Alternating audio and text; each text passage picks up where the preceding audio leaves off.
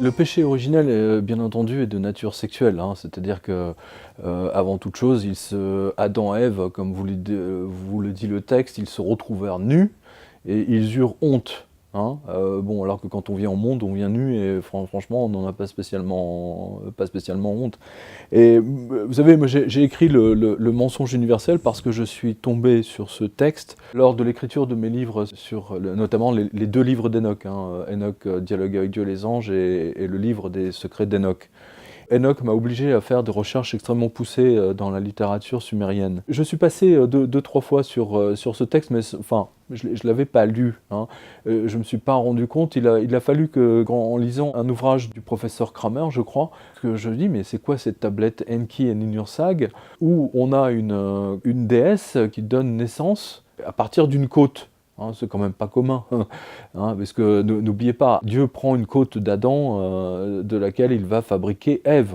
Hein, on a cette notion, pourquoi une côte, hein, pourquoi pas un doigt, je sais pas, un cheveu, enfin je sais pas, ce serait plus simple.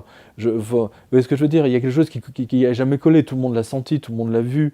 Et en fait, j'ai découvert le texte d'Enki et Ninursag, et je me suis pris mais vraiment une gifle, mais ça m'a littéralement passionné. J'ai passé un an vraiment à parcourir toute la littérature sumérienne disponible, et c'est là où j'ai eu l'idée effectivement d'écrire le mensonge universel, parce que je me suis rendu compte qu'en fait le texte de la Genèse, tel qu'on l'a aujourd'hui dans la Bible, est un texte totalement bidouillé, maquillé. C'est un mauvais texte, et surtout c'est une mauvaise traduction d'un texte sumérien qui raconte en fait la vie de Enki et de Ninursag, donc déesse sumérienne, l'équivalent de la Vierge, hein, de la Vierge Marie pour les catholiques. Là on est en 2900 avant Jésus-Christ quand même, hein. N'oubliez pas, le texte sumérien est écrit 2900 avant Jésus-Christ, et l'écriture de la Genèse, de ce que les spécialistes appellent le rédacteur, le scribe J, hein, eh bien en fait, on a la preuve, grâce à ces textes, grâce à toutes les traductions, que justement, c'est une mauvaise traduction du texte sumérien, dans lequel vous avez une déesse qui naît à partir d'une côte. Vous pouvez prendre tous les livres de toutes les bibliothèques, de toutes les histoires de la Genèse, de la création du monde. Il n'y a que deux textes très précis où Dieu prend une côte, hein, pour faire naître un autre être humain. Dans le livre, vous avez en page 17, vous avez un tableau comparatif. À gauche, on a les textes sumériens. Et à droite, vous avez donc la même chose, mais c'est le rédacteur hébreu, c'est-à-dire à gauche c'est 2500 avant Jésus-Christ, et l'autre c'est 900 avant Jésus-Christ. Alors d'abord, au début, c'est ça qui est intéressant, écoutez bien, Dieu est féminin, d'accord ? Chez les Juifs, il devient masculin. Ensuite, pour les Sumériens, Dieu a formé les hommes et les femmes avec de l'argile. Pour le scribe hébreu, il a formé Adam avec de l'argile, ok ? Il a séparé les cieux.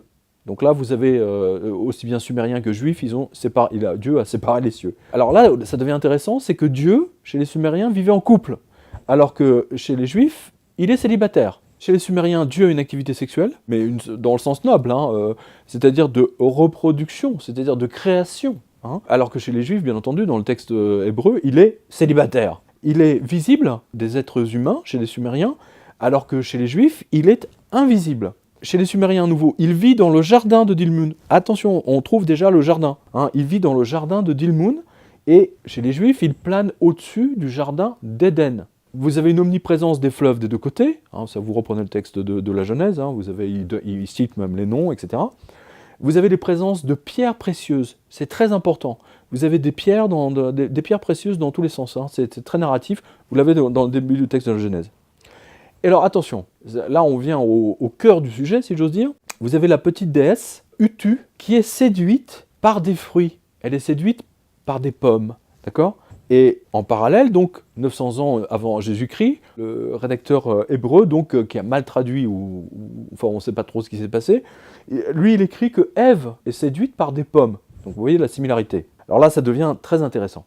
Dans le texte sumérien, Izimud encourage donc Enki, qui est le mari de Ninursag, hein, donc le couple divin. Izimud encourage à goûter les arbres et les déesses dans ce jardin, d'accord ? Hein, il encourage à goûter des arbres et à coucher avec les déesses.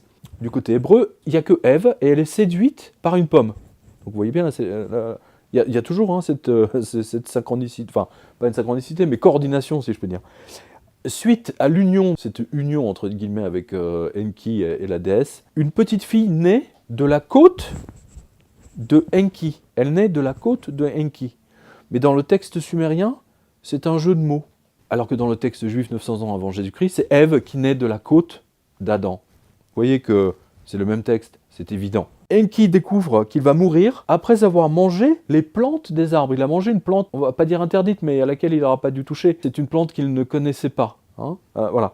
Et dans le texte hébreu, Adam et Ève sont condamnés à mourir après avoir mangé de l'arbre. Donc là aussi, vous retrouvez bien la similarité de l'histoire. Dans le texte sumérien, Dieu, c'est-à-dire Ninursag, est très fâché contre Enki, donc le maudit. Et dans le texte juif, Dieu maudit Adam et Ève. Pour l'instant, on est toujours, hein, vous voyez, ça colle parfaitement. Mais, attention, là c'est intéressant, la fin de l'histoire. Dans le texte sumérien, la déesse Ninursag guérit, hein, elle guérit le dieu Enki, et le monde rentre dans l'ordre. Tout rentre dans l'ordre, tout finit bien. Dans le texte juif, en revanche, c'est très intéressant. Adam et Ève sont condamnés et doivent quitter le jardin d'Éden. Et donc cette espèce de condamnation, si vous voulez, qui va alimenter, bien entendu, l'intégralité, si vous voulez, des théologiens juifs, mais en même temps chrétiens, on la retrouve jusque dans les années 60, d'ailleurs jusqu'aux années 1970, 1980. Moi je l'ai vécu, j'ai 54 ans aujourd'hui, je l'ai vécu de l'intérieur. Dans ma famille, on ne parlait jamais de sexe, on ne savait pas, enfin moi je ne savais pas trop ce que c'était. Il y avait une interdiction, il y avait le sexe n'existait pas. Hein, les enfants naissaient dans des plantes, hein, dans des choux. Hein, vous avez connu, enfin peut-être que vous avez connu ça. Mon père m'a raconté une histoire absolument invraisemblable lorsqu'il s'est marié avec sa seconde épouse. Le soir même des noces, donc il rentre à la maison, enfin chez sa belle-mère donc, et la belle-mère, hein, toute empreinte vous savez, de cette componction culpabilisante de condamnation de la sexualité par les catholiques, etc., a interdit à mon père et à sa nouvelle femme de fermer la porte de leur chambre parce qu'elle ne voulait pas qu'elles fassent leurs bêtises sous son toit. C'est quand même absolument délirant. Pendant très longtemps, il y a de très très bons films, notamment je pense, c'est un film qui se passe au Nouveau-Mexique, dans le 19e siècle, et on voit que les femmes étaient obligées de mettre une sorte de... pour dormir, hein, avec leur mari, elles étaient obligées de mettre une robe avec juste une ouverture au niveau du sexe, hein, pour que l'homme ne voit jamais sa femme nue, hein, parce que la Bible l'interdit. Et je montre dans ce livre, et là j'encourage, mais vraiment, lisez-le, parce que là c'est une libération, pour moi c'est une libération l'écriture de ce livre. Parce qu'on vous a toujours dit que si vous avez une activité sexuelle, vous n'êtes pas digne de vous approcher de Dieu, vous n'êtes pas digne de prier, et tutti quanti. La femme était condamnée, la sexualité de la femme... Quand on a inventé l'accouchement sans douleur, vous avez tout un tas de gynécologues français qui sont même à l'Assemblée nationale, qui ont voulu faire voter des textes de loi pour que les femmes accouchent dans la douleur, parce que c'est marqué dans la Bible. Hein. En fait, c'est un texte mal traduit, c'est un texte qui a été réécrit par un scribe hébreu, qui manifestement avait un sérieux problème avec les femmes, qui devait même sans doute être impuissant, à mon humble avis, comme je le montre d'ailleurs hein, dans le livre, parce qu'on peut le voir à l'analyse des textes que le rédacteur fait passer des idées quand même extrêmement malsaines. Et justement, il y en a un qui va populariser ça, c'est Paul, hein, Saint Paul, qui va donner toute cette église misogyne, qui déteste les femmes. Je pense notamment, Saint Augustin nous a fait tout un truc, je me souviens même plus si c'était émasculé, simplement pour être encore plus proche de Dieu. Vous voyez, j'ai mis en exergue quelque chose d'assez intéressant, c'est une citation de Saint Augustin. « Je veux me remettre en mémoire les souillures de mon passé et les infections charnelles de mon âme, non pas que je les aime, mais pour t'aimer, mon Dieu. La vérité me l'avait fait entendre de ta bouche, des eunuques amputés par un acte personnel à cause du royaume des cieux. » La sexualité de la femme a toujours été condamnée à cause de ce texte-là. Hein, que ce soit chez les juifs ou chez les...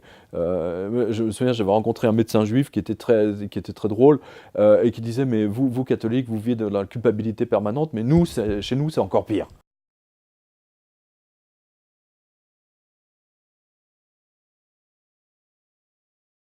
On n'a pas besoin du texte d'Adam et Ève pour savoir que l'homme a des mauvais côtés. Vous avez des textes sumériens qui sont bien plus anciens. Il n'y a pas que les textes sumériens, vous avez des textes chinois. Vous avez dans toutes les civilisations, c'est pas tout à fait nouveau. Je veux dire, c'est pas le texte d'Adam et Ève qui... Vous comprenez, ça n'a rien à voir. Vous avez même des textes grecs. Hein. Ce qui est intéressant d'ailleurs, justement, puisque vous en parlez, il y a un texte de création de l'humanité, hein, qui est très précis, que j'aborde aussi dans ce livre, hein, les Anunnaki, hein, les fameux Anunnaki, qui veulent créer une nouvelle race d'esclaves, hein, qui sont les hommes. Hein. Et donc, ils prennent de l'argile. Donc attention, on retrouve toujours la notion d'argile. Donc les dieux, on va dire ça comme ça, les dieux décident de tuer un dieu méchant. Hein, ils en ont marre de le voir, il est insupportable, il est méchant. Donc ils le tuent et ils prennent son sang. Ils prennent son sang et le mettent dans l'argile pour donner naissance aux hommes, à l'humanité. C'est très intéressant. Et parce que ce sang vient d'un dieu méchant, hein, il y a déjà cette notion d'ADN, c'est étonnant, de prédestination, on veut dire, hein, eh bien l'homme sera bon et méchant à la fois. Et ce texte sumérien est empreint d'une sagesse infiniment plus intéressante que tous les textes, enfin les premiers textes, on va dire, de l'Ancien Testament, bien que j'ai un faible pour les autres textes de l'Ancien, je pense notamment à Isaïe ou à Jérémie, qui sont vraiment très très intéressants. Mais ça n'a rien à voir, il n'y a véritablement pas d'héritage. Hein. Le seul héritage sumérien et mauvais héritage sumérien, c'est le texte de la Genèse, hein, de l'histoire du jardin où de Ève et Adam sont condamnés parce qu'ils ont mangé, parce qu'ils ont été encouragés par soi-disant un serpent, alors qu'on voit bien dans le texte sumérien que c'est un conseiller du dieu, hein, qui l'encourage à avoir des nouvelles sensations, on va dire. C'est passionnant, c'est vraiment passionnant. J'ai réglé mon problème une fois pour toutes avec ce texte culpabilisant de toute cette civilisation judéo-chrétienne. Hein. Ça va même beaucoup plus loin que ça, c'est-à-dire qu'on voit que la mauvaise interprétation, la mauvaise traduction, ou comme on veut, peu importe les raisons qui l'ont amené à mal traduire ce texte, a entraîné un quiproquo géant qui a été la source de millions de souffrances à cause de la sexualité condamnée de l'humanité. Hein, vous n'aviez pas le droit, hein, je ne sais pas si vous imaginez, au Moyen-Âge, entre les différentes fêtes, les fêtes de Pâques, entre les règles des femmes, où elles ne pouvaient pas avoir dans la section, je ne sais plus combien, 10 jours avant et 10 jours après, etc. En fait, il vous restait une fenêtre de tir, si je peux dire, vraiment réduite. Hein, vous pouvez faire l'amour à peu près avec votre épouse, peut-être 10 fois dans l'année. Hein, voilà. Tel était le programme établi par le Vatican au XIVe, XVe siècle. C'est effroyable. Hein. Quand vous pensez, si vous voulez, que la plupart de ces prêtres célibataires étaient... je ne vais pas dire homosexuels, mais comme le disait Andrew Greeley, qui était un prêtre de Chicago, je crois qu'il est même devenu cardinal, la plupart des prêtres aujourd'hui sont homosexuels. Hein, ceci explique cela. Hein. C'est une aberration, pour moi, c'est une aberration totale. Et tous ceux de ma génération, on va dire, je ne peux que les encourager à le lire parce que c'est un texte libérateur. Le texte de Enki et Ninursag est libérateur. C'est un texte vieux de quasiment 5000 ans. C'est une mémoire de l'humanité phénoménale.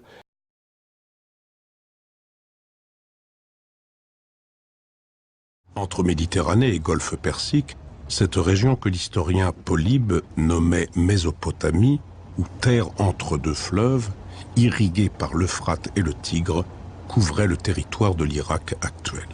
Pendant près de 5000 ans, le sable brûlant du désert irakien a gardé les traces des fondateurs de la plus vieille civilisation connue, les Sumériens. Notre monde leur doit tout. Les Sumériens ont inventé l'écriture et la roue. Ils ont divisé le temps en secondes et en minutes. Ils ont dompté la nature et bâti des cités gigantesques. Ils ont favorisé la culture et les arts. Leurs caravanes traversaient les déserts, traçaient les premières routes commerciales. Leurs récits ont inspiré nos mythes fondateurs. À l'Académie des sciences, on ne savait rien des Sumériens jusqu'au XIXe siècle. On ne savait rien. C'est suite à des découvertes tout à fait archéologiques, tout à fait surprenantes, et à des tablettes cunéiformes, qu'on a découvert la civilisation sumérienne, et surtout, au scandale, ils avaient l'écriture. Au milieu du XIXe siècle, on ne connaissait de l'Ancien Orient que ce qu'en disait la Bible. Français et Britanniques rivalisaient alors dans la course aux découvertes. Et les trouvailles furent surprenantes. Un passé insoupçonné surgissait des entrailles de la terre. La Mésopotamie avait donc été le berceau d'une civilisation. Mais en quoi ces trouvailles étaient-elles exceptionnelles? Et comment expliquer que la civilisation se soit développée dans cette région du monde? Ce qui est exceptionnel dans la découverte de la civilisation syro-mésopotamienne, qui ne se fait que depuis un siècle et demi, il faut bien en prendre conscience, ce qui était exceptionnel, c'est qu'on s'est aperçu progressivement qu'il s'agissait d'un monde extrêmement diversifié, extrêmement développé et qui, au fond, avait expérimenté déjà beaucoup de modes de vie, beaucoup d'expériences sociales dans un univers que nous ne connaissions pas. Nous avions l'impression que tout commençait avec la civilisation grecque et on s'est aperçu qu'il y avait eu quelque chose avant. Il y a cette fameuse scène que je raconte d'ailleurs dans le livre, où un scientifique juif français s'est battu physiquement avec un autre scientifique qui expliquait sa découverte sur les Sumériens, il disposait de l'écriture, et donc il avait pris sa canne et lui avait fracassé sur la tête, il l'avait vraiment frappé, parce que seuls les Juifs étaient les élus de Dieu et qu'ils avaient l'écriture. Aucun autre peuple ne pouvait avoir l'écriture. Eh bien si, les Sumériens ont eu l'écriture. Et il ne faut pas l'oublier, il y a quand même une passerelle entre les deux, c'est Abraham. Abraham est né à Ur. Ur est une ville typiquement sumérienne. Il y a quand même un héritage. Donc à la base, il y a quelque chose de très très puissant derrière. C'est pour ça que quand je vois les Juifs qui se considèrent comme le peuple soi-disant élu, mais ce n'est pas eux qui sont le peuple élu, ce sont les Sumériens qui sont le peuple élu, puisqu'ils ont vraiment eu l'écriture. Une écriture et surtout une histoire de l'humanité, des dieux, etc., qui est infiniment plus poétique, plus belle, plus intelligente que ce que nous rapportent les rédacteurs hébreux. Je parle des premiers, je ne parle pas d'Isaïe et de tous les autres qui sont venus après. Je parle simplement de ce texte fondateur du Jardin d'Éden, qui est en fait une mauvaise traduction du Jardin de Dilmun de Enki et Ninursag.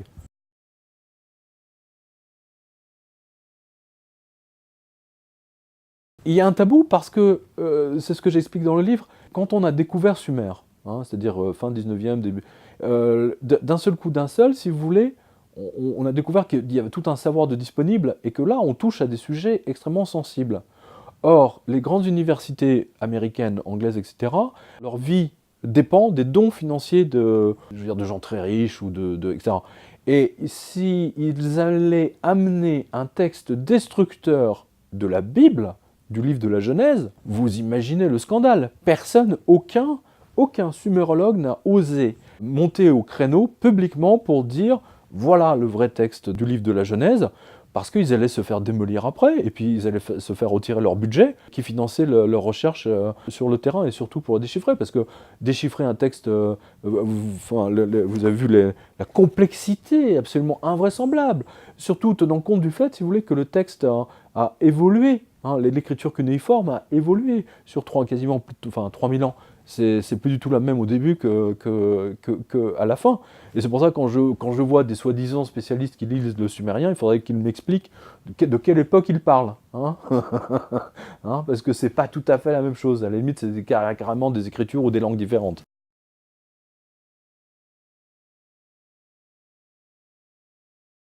Dans la mythologie sumérienne, on a un vrai problème, d'abord parce que les traducteurs français de ces textes étaient des prêtres. Et donc, tout ce qui ne les arrangeait pas, ils ont censuré. Le Vatican est au courant, c'est pertinemment, parce que c'est le père Henri de Genouillac, vous l'avez dans le livre quelque part, là, lorsqu'il a déchiffré le texte, a vu que c'était le vrai texte du Jardin d'Éden.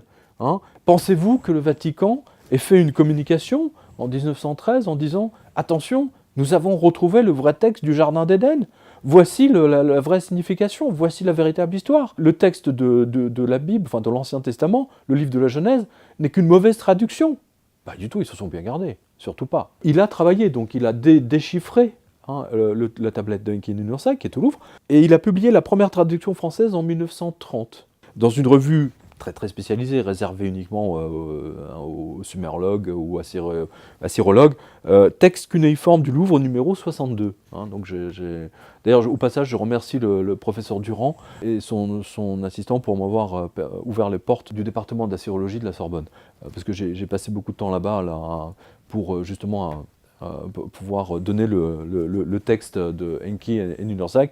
Et surtout, un grand merci au professeur Hattinger, suisse, qui a eu vraiment la gentillesse de me confier sa traduction de la tablette. Le professeur Hattinger est le seul spécialiste mondial de la grammaire sumérienne. Oui, donc c'est chapeau bas, comme on dit. Je suis en admiration devant ce genre de personnes.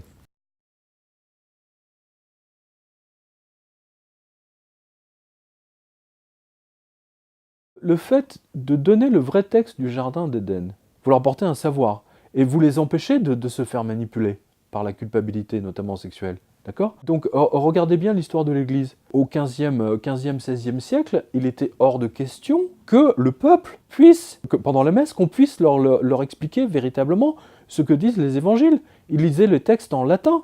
90% de la population ne parlait pas latin. Et lorsque le William Tyndale, un Anglais, a traduit la Bible en anglais, en langage populaire, il a fini sur le bûcher, à la demande des religieux. C'est quand même incroyable, qui ne voulaient pas que le peuple puisse lire le Nouveau Testament ou l'Ancien Testament dans le texte. Ils ne voulaient pas qu'ils puissent lire la parole du Christ dans le texte eux-mêmes. Ils voulaient se garder le savoir. C'est une bande d'enfoirés. What work of translation would you undertake? That of the Testament, Your Grace, from Greek to English. And for that you would require my patronage, my episcopal authority. Yes, Your Grace. I would wish that the Testament be read by everyone, and not by the clergy only. In time, perhaps. Vous avez un grand linguiste français, Sylvestre de Sacy, qui a d'ailleurs fait une très très belle traduction de la Bible, qui a failli se retrouver en prison. D'ailleurs, je me souviens, il me semble d'ailleurs qu'il était jeté quelques jours en prison, simplement parce qu'il avait traduit la Bible en français. Est-ce que vous vous rendez compte? Alors ne soyez pas étonnés que le Vatican se garde ça sous le coude, et que surtout Oxford et tous les grands spécialistes se gardent bien de monter au créneau. Regardez, vous avez les 4 grands. Vous avez Stephen Langdon, le mec, un génie. Il a été le premier à traduire Enki et Ninhursag. Il est docteur en assyrologie à Columbia en 1904. Et 3 ans d'études avec le père Schell, qui est un prêtre français, et le professeur Thureau d'Angin. Vous avez ensuite le père dominicain. Quand je vous parlais de prêtre, le père dominicain Vincent Schell, il a été le premier sumérologue français et homme d'église à reconnaître le plagiat de Enki et Ninhursag. Vous vous rendez compte? Ensuite, beaucoup de notre époque, on a le grand Samuel Noah Kramer.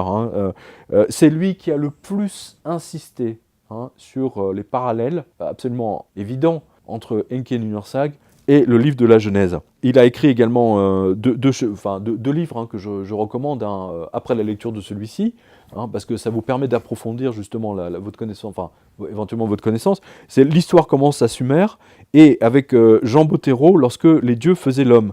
Alors, vous voyez, le problème avec Jean Bottero, si vous voulez, c'est qu'il me semble que c'était un dominicain, ou qu'il a voulu devenir prêtre, ou moine, je ne sais plus. Et donc, quand vous lisez Bottero, il se garde bien de montrer que le livre de la Genèse est un plagiat de Enki et Ninhursag. Parce que ça remet en cause l'intégralité, si vous voulez, c'est tout l'édifice théologique qui s'effondre.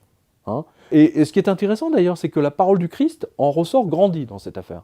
C'est-à-dire qu'en fait, d'un seul coup, tout ce qui est livre de Genèse, vous le mettez à la poubelle, vous pouvez déchirer les pages, direct. Et le livre le Nouveau Testament, en fait, reste, effectivement, on sort, mais alors là, orné de diamants, quoi. C'est merveilleux. Alors, je vais vous lire très, très brièvement le synopsis très précis du livre Enki et Ninhursag que le rédacteur de la Genèse a soit plagié, soit mal traduit, peu importe, enfin, il a bien bidouillé. Voilà.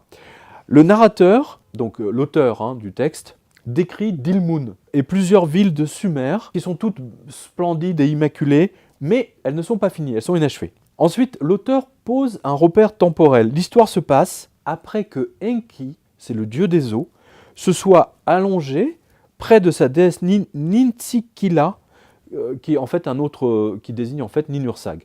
Donc le dieu et la déesse s'apprêtaient à faire l'amour. Et ensuite, il décrit un monde où rien n'existait encore, et il explique que la déesse a reçu la ville de Dilmun en cadeau. Mais elle ne sait pas quoi en faire, parce qu'à Dilmun, il n'y a pas d'eau.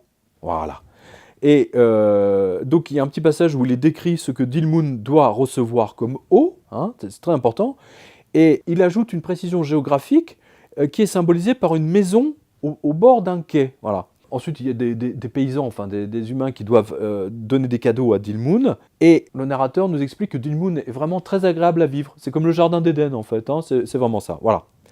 Alors, là on arrive aux choses sérieuses. Enki, donc le dieu des œufs, se tourne vers sa déesse, Ninursag, et tout excité, notez-le bien, donc c'est une façon donc en érection, il arrose le pays d'eau et de verdure avec son pénis. Ensuite, il fait l'amour avec elle dans le marais. Voilà. Donc vous voyez bien que la création du monde, exactement comme je le disais précédemment avec le dieu Ammon, hein, c'est une création avant tout sexuelle. Hein, c'est une création des dieux. Voilà. Et en compagnie d'Izimud, donc son conseiller, Enki découvre une petite fille qui va naître de cette étreinte, parce que la déesse Ninursag, au lieu d'accoucher en 9 mois, elle, parce que c'est une déesse, elle accouche en 9 jours. Et elle devient adulte aussi en 9 jours. Voilà, c'est important. Je vous garde la surprise pour le reste, parce que vous allez voir que c'est une histoire avant tout très sexuelle. Hein, et c'est amusant de voir que le livre de la Genèse, justement, va faire l'effet inverse, c'est-à-dire condamner la sexualité, rendre les gens coupables, etc. Interdire le sexe, interdit d'être nu, cacher ce sein que je ne saurais voir, et je vous en passe, c'est des meilleurs. Si vous discutez avec vos grands-parents, ils vous expliqueront que à leur époque, hein, il n'y avait pas de télé, que la sexualité c'était quelque chose d'extrêmement caché, et que la vue, hein, comme le raconte d'ailleurs l'écrivain allemand Goethe, hein, la vue d'une simple cheville, ça rendait les mecs complètement fous.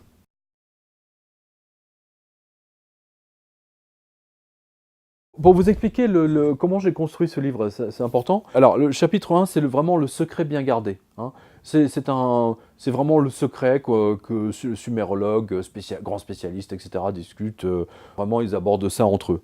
Alors, en page, donc le chapitre 2, c'est une tablette qui excite les exégètes, mais dont il ne faut surtout pas parler. Hein. Donc, c'est la tablette secrète, hein, à nouveau. En page 37, donc, vous avez le texte d'Enki et Ninursag, donc le véritable texte. Ensuite, en page 55, vous avez la traduction, la traduction donc universitaire, hein, très précise, du professeur Pascal Hattinger. Ensuite, il y a un chapitre qui est consacré au vrai jardin d'Éden, qui était à Dilmun. Hein, et donc là, je pose en fait tout ce qu'on sait aujourd'hui sur cet endroit du monde, qui effectivement était un jardin absolument merveilleux. Hein, et qui aujourd'hui, suite à l'évolution du climat, etc., est devenu plutôt une zone aride. Ensuite, vous avez caché cette tablette, et surtout les 22 points de côté, le tableau de correspondance linéaire avec le livre de la Genèse. Vous ne pouvez pas y échapper, hein, et ça vous montre, ça vous prouve hein, que le texte d'Adam et Ève est une connerie sans nom. Voilà. En page 127, vous avez donc comment les penseurs chrétiens se sont servis du serpent pour culpabiliser le monde entier. Hein, c'est très intéressant. Ensuite, vous avez le texte sumérien en version originale. D'ailleurs, je vais vous lire tout à l'heure la version originale en sumérien. Ensuite, je démonte, hein, il y a un chapitre qui s'appelle le mensonge universel, hein, donc c'est vraiment comment le monde a été littéralement contaminé par le texte de ce rédacteur hébreu. Et je prouve à nouveau, avec un chapitre qui s'appelle le livre de la Genèse, maquillé comme une mobilette sumérienne volée, qui vous prouve, avec d'autres encore de preuves supplémentaires, que le texte de la Genèse n'est qu'une mauvaise traduction, très très mauvaise traduction du texte sumérien. Alors, il y a une deuxième partie dans le livre. Alors là, on rentre dans quelque chose de très intéressant qui s'appelle les 7 filles de la déesse Ninursag. Hein, vous avez entendu parler des recherches sur l'ADN du professeur Sick, hein, donc qui a fait des prélèvements ADN dans le monde entier et qui, en faisant des recherches de recoupement, etc., est arrivé qu'en fait l'humanité a été créée juste par 7 femmes. Hein, voilà. Et donc, il se trouve que les textes sumériens vous disent exactement la même chose. Hein, il y a 5000 ans, les Sumériens expliquaient que tout ça a été créé par 7 dieux. Hein, voilà, c'est intéressant. Et ensuite, vous avez un chapitre notamment sur le livre de la Genèse tel qu'il aurait dû vraiment dû être traduit dans la Bible. Voilà, et bien entendu, un historique des tablettes et chronologie biblique. Alors ça, c'est vraiment très intéressant. Voilà, et bien entendu, vous avez des conseils de lecture de livres. Je vais vous lire le texte de Enki et Ninursag en sumérien, juste quelques bouts, parce que c'est très très intéressant. Je peux vous dire que c'est pas facile, et je remercie à nouveau, une nouvelle fois, le professeur Durand et le professeur Hattinger pour toute l'aide qu'ils m'ont apportée. Alors, mon frère, qu'est-ce qui te fait mal? Alors, en sumérien, ça donne Shesgu Anusa Aragig. Le sommet de ma tête me fait mal. Ugudilugu Magig. Elle fit alors venir au monde Abaou, Sheshgu Anazu Aragig, Pasikigu Magig. Ensuite, elle fit venir au monde Ninsikila. Ninsiki la imamara antu ud, Sheshgu Anazu Aragig, Kirigu Magig, etc., etc., etc. Vous pouvez vraiment vous... Non mais il y a un écho, je sais pas, enfin en tout cas pour moi il y a un écho, il y a quelque chose, ça me parle, ça fait vibrer. Alors juste pour une précision historique, pendant très longtemps, on ne savait pas d'où venaient les langues finno-ougriennes. Alors c'est quoi finno-ougrienne? C'est le finnois, c'est le hongrois, le basque, hein, et il y a également une autre langue, je ne sais plus si c'est l'ukrainien ou l'estonien, enfin bref, donc c'est de petites régions quelque part, qui ont une base commune, qui constituent en fait les langues, on va dire, de famille hongroise, d'accord? Alors, ce qui est intéressant, c'est que mais vraiment c'est très récent, ça date d'il y a 5-8 ans, parce que moi je me souviens quand j'étais au Langso, il y avait le doyen de l'université de Budapest qui venait nous donner des cours et l'expliquer à l'époque, hein, ça ne me rajeunit pas, c'était en 79-80, qu'on ne savait pas, enfin il ne savait pas à l'époque d'où venait, de quelle région du globe venait le hongrois. Hein, voilà.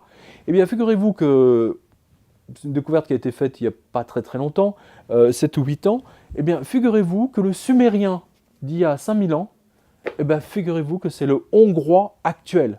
Incroyable. Et d'ailleurs, pour vous donner une idée, par exemple, Magyar Ország. Ország, c'est la plaine. Hein, Ország, c'est la plaine. Magyar, c'est les Hongrois, les Magyars. Donc Magyar Ország, c'est la plaine des Hongrois. Et si vous regardez bien, donc en sumérien, Ninursag, c'est la plaine aussi. Hein, c'est la plaine de Nin, de la déesse Nin. Et vous avez, enfin dans le livre, je vous donne tout un tas d'autres démonstrations qu'effectivement, le hongrois est un héritage très lointain de nos ancêtres, du berceau de l'humanité, de ces Sumériens absolument géniaux, qui nous ont légué une écriture incroyable, de beauté et d'une poésie, et surtout, eux n'avaient pas de culpabilité à propos du sexe. D'ailleurs, j'ai lu un livre très intéressant sur les chansons populaires sumériennes, qui a été fait par le professeur Kramer, et qui sont que des chansons à caractère sexuel. Hein. C'est justement des chants, si vous voulez, pour se reproduire, pour faire des enfants, et pour que la vie continue, et pour être heureux en famille. Hein. Voilà, grosso modo, en résumé, la philosophie du sumérien moyen, hein. Pas du français moyen, mais du sumérien moyen. Voilà, je vous remercie hein, pour cette interview, et je vous encourage vraiment à lire le Mensonge universel, parce que c'est formidable, parce que le texte est libérateur, il se passe quelque chose, il y a une ouverture qui se fait. Voilà, merci à vous, et rendez-vous sur le site du Jardin des Livres.